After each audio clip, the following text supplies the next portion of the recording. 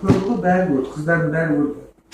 Потом келген кезде бәрі қашып ана жерде болды. 2 мұқауыз болды. Солай солай шақырды. Менде телефон да жоқ. Жоқ, сен атың кім еді сенің?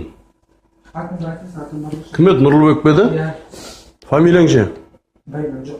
Не болып қалды түнде сонда? Мен биыл ночтан шыққам. Жоқ, сен өзіңе жұмыс істейсің ба? Иә, мен ешкімге жұмыс істемеймін, просто Атың Нұрлыбек. Иә. Подружкамның телефонды алып едім. Оларға еще Құлағың жұлып тастады ма? Кән көрсетші құлағың. ашсам ауырады, қарасай. Аш жеген. Кән? Қан дәрен тоқтаттым деген. Ебан енді бөлініп кеткен бұл құлағың. Иә, сол айтып тұрмын ғой. Перекспен жүру керек. Таяқым жоқ деген аптекаға барып сұра. Сен өзіңе жұмыс істейсің ғой сонда, иә? Иә. Сен жігітсің ғой, баласың. Дұрыс па? Бергелі, Нұрлыбек. Нұрлыбек, ішіп отыр қыздардың ақшасын, ішіп отыр, ішіп 2 теңге тастап кеткем, соны арақты ішкен.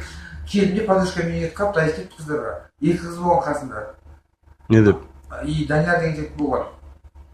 Соның бәрін көрген кезде ана жерде шақырды. Сен мас болғансың ғой? Мен мас болған жоқ, мен Ол мас болған бұл кісі? мас болған, иә.